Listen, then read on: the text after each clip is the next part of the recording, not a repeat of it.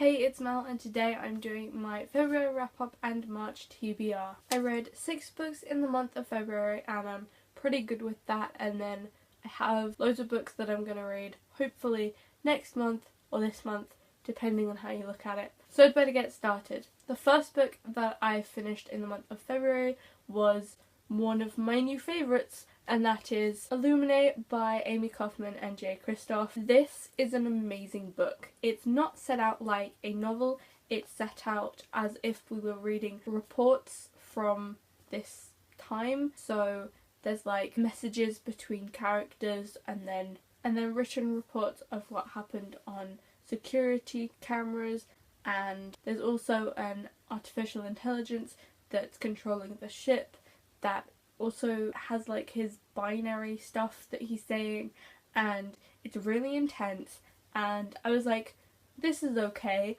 and then it got to a certain part where you had to like turn the book upside down to read it, and it was so good.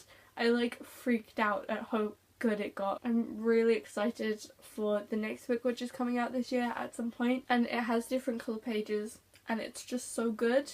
It's gotten me way more into sci-fi because I was kind of put off after I read Grasshopper Jungle, which I was not fond of at all, and Across the Universe, which also made me just feel weird. But this one's about this war and political stuff and these different spaceships that are trying to run away from this corporate one that's trying to blow them up, and it basically follows these two main characters that broke up the day that their planet got invaded, and then they managed to escape the planet, but they both get on different ships and then they're like interviewed and things are intense and people are keeping secrets from each other, and it messed me up. I was like, what is happening? Like all of the time. So like even if you're not into sci-fi, this is just an amazing book, and like they black out the swearing because it's supposed to be these documents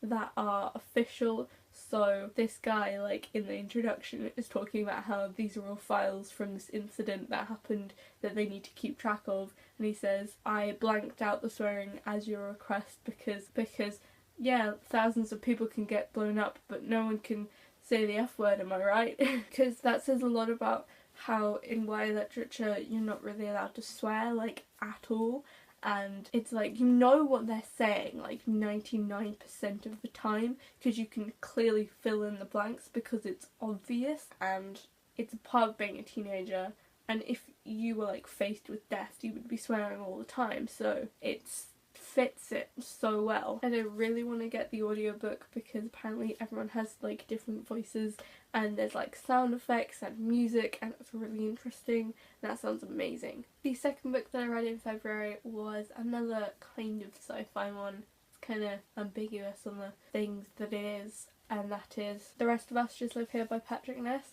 I was really excited for this because I've read A Monster Calls by Patrick Ness and More Than This by Patrick Ness, and they're both like kind of weird but kind of like really intriguing. And I got this when it came out when there was like 5 books out in like one weekend, and I was like, oh, there are too many books to buy. But I got around to reading it because I was doing the Rainbow-a-thon and I was doing reading books that are blue, and obviously this is very blue, although the Under the Dust Jacket it's completely yellow. But I think it was sweet in a way that I wasn't expecting, and also really intense because like there's a car crash and it came out of nowhere and I was like, what? Yeah, I really like books that surprise me. It's following this group of friends who aren't the chosen ones or like the most important people that are normally followed in YA literature, like the Katnisses who have the government is depending on them to like make a rebellion or something, or like Harry where his birth situation caused him to be the chosen one and he has to defeat the evil one. And in this society, in the like place that they live, they've had a few of them. They've had like soul-eating ghosts and vampires and stuff, and this time it's, I think they're called the Others or something, and at the start of every chapter it gives you like a couple lines about what's happening to the chosen ones, and then it continues with their story, but it could be argued that they are like a bit chosen one-ish, because like one of them may or may not be a god. And it was really interesting because the main character has OCD, but it's like never been shown like this in anything that I've seen before, where like you have to do things a certain way, otherwise they're not right, and you have to keep doing it and keep doing it even if it's hurting you. So he does this because he's having another breakdown, and his sister is like gotten into all this stuff, and it's really intense but not too intense, and it's just a nice thing to read, even though it has like a bit of destruction and stuff in it, and it's just a bit weird. The next book that I read was also a blue book for the readathon, and that one was Written in the Stars by Ali Harris.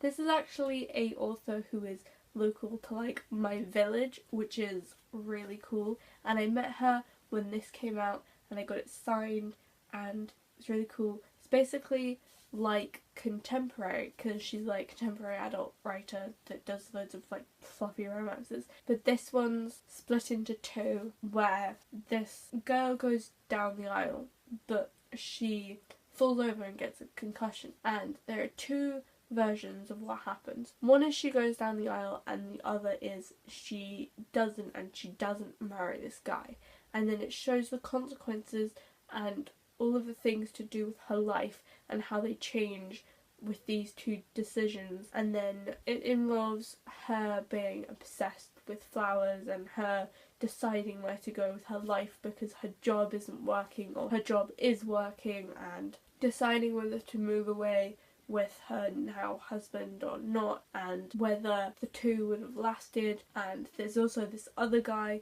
who she broke up with like years ago, and it's cool to see how she's developed since I read her first book when that came out. And when I met her, she was all talking to me about writing and stuff, because writing's my jam. And I really never read books like this, but she's like my exception to that rule. The next blue book that I read was Read Me Like a Book by Liz Kessler. This is about a girl who falls in love with her teacher. When I say falls in love, more like a crush. And that doesn't go anywhere if you're like gonna go, whoa, what? Doesn't happen.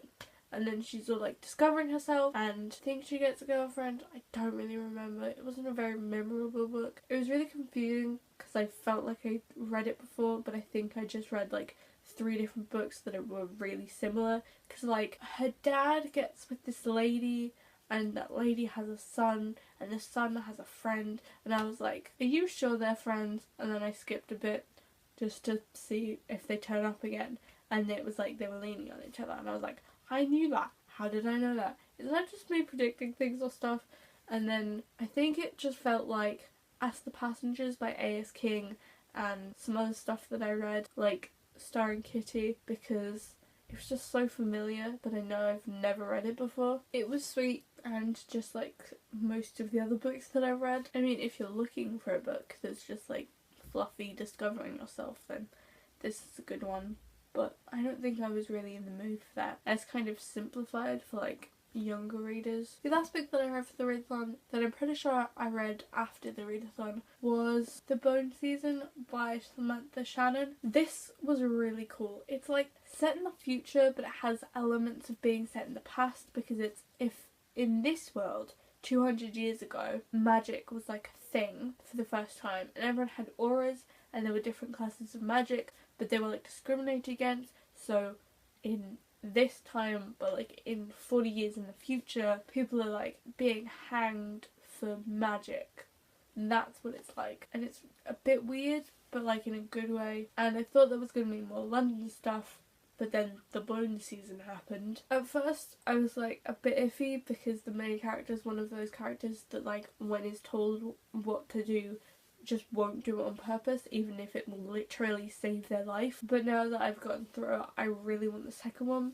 because it's really good. It also did the thing where it just like ends scenes with people being unconscious like half of the time, but it's especially good seeing as it's the first book that she got published, and I really want there to be more of an internet following of this book slash series, because I tried to look for one and there wasn't really. And the last book that I read in the month of February was the Foxhole Caught by Nora Sakovic. This is the first in a trilogy that are only available on ebook, and the first one was free, the second one's 99p, and I think the third one is 99p too. So it's like a really good deal for just some books, and it's basically about this guy who's on the run for some reasons that you have to find out. He's on his own, and then he's recruited to this XE college team, and XE, I'm like 99% sure it's fictional. Sport, it's like lacrosse, ice hockey, but on a basketball court with like a wall around it. Basically like lacrosse on drugs. And the team is basically this bunch of misfits that have been in trouble with the law and these things. And I read it because everyone who's obsessed with the Raven Cycle, which I'm obsessed with, they're also obsessed with Foxhole Caught. So I was like, seems promising. And I didn't like it like as much as I thought I would, but that's mainly because there was no kissing, and I felt like that was false advertisement, because on Pinterest, whenever anyone would have a Foxhole Caught board, they would put loads of kissing in it, and I was like, I can't ask for a refund because it's free, but I would, because there's no kissing. But I'm pretty sure there's only kissing in the last book for like a little bit. And that leads on to the TBR for March, because the book that I'm currently reading and hopefully will finish the first for this month is The Raven King, the second book in the All for the Game series by Nora Sakovic, or the Foxhole Caught sequel thing. I'm like 70% through it, it's going good. There's been a lot of sport matches. The second book that I'm hoping to finish, or will definitely finish, in the month of March will be Lady Midnight by Cassandra Clare, the first book in a new trilogy by Cassandra Clare. It follows the Blackthorn family, which were featured in the last book of the Multiple Instruments series, and it's another Shadowhunters book, and I'm really excited. And I think this will be the first one that I read as soon as it comes out. I don't remember whether I did that with the Bane Chronicles or not. It's also really cool to see an actual autistic character in a like mainstream thing, which is gonna be cool. Didn't know, which I doubt, Shadowhunters are demon hunters. So just read City of Bones, and then read City of Ashes, because City of Bones was kind of terrible. And then the book that I'm going to read after Lady Midnight is hopefully going to be The Uncensored Picture of Dorian Gray. I've been reading this for a while, but I'm kind of going to have to push myself to read it now, because my English teacher got me the entire works of Oscar Wilde.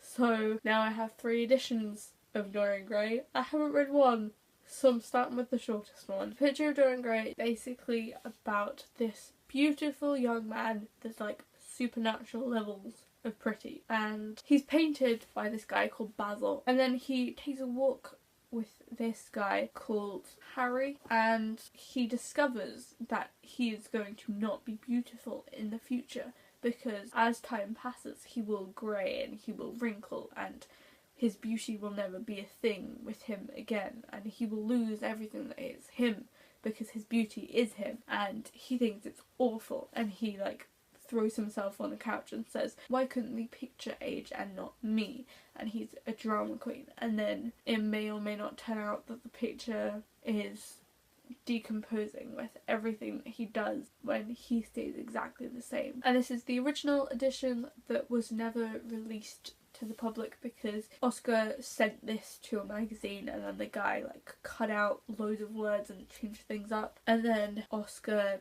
took it and turned it into a proper book later on.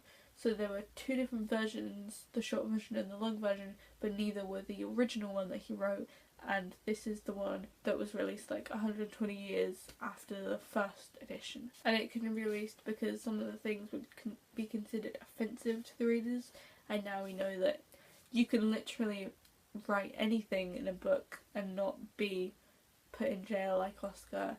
Forbidden anyone, let's not talk about that. But I love Oscar Wilde and Dorian Gray, and I'm just really into it. The next book that I'm planning to read in March is The King's Men, the 3rd book in the All for the Game trilogy by Nora Sakovic. I think that's the one with kissing in, so I'll probably like it more than the other ones. And after that, I'm planning to read The Assassin's Curse by Cassandra Rose Clark. I've kind of been putting this one off, and I tried to read it. It's like in really informal, like slangy things, and I was just like, what? No, please, what? And it's pirates. But other than pirates, I really don't know anything about this. And then after that, I really want to read Dreams of Gods and Monsters by Laini Taylor, the third and last book in the Daughter of Smoke and Bone trilogy, which is amazing. Just like, if you're into fantasy and you haven't read, what are you doing with your life?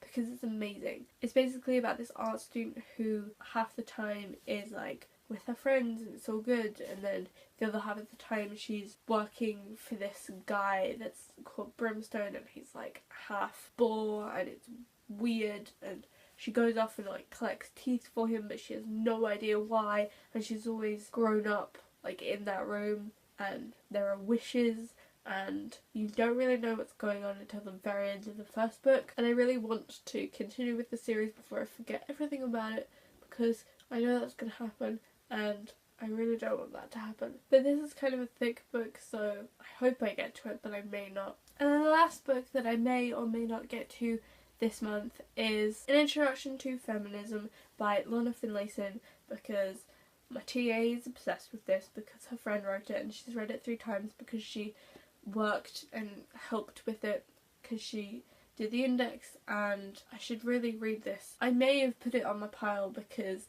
I don't have any other space for it, because I kind of bought loads of books when I didn't have any space. It literally doesn't fit anywhere near my non-fiction / classics area, so I need to read it. Plus apparently it's really good. It's academic but accessible, so I think this is going to be good. So those were all of the books that I had to show you. Please tell me if you've read any of them, because I either need to talk about them or need to know things about them, because yeah. Also, Lady Midnight, that's going to be fun. But I hope you enjoyed. Bye!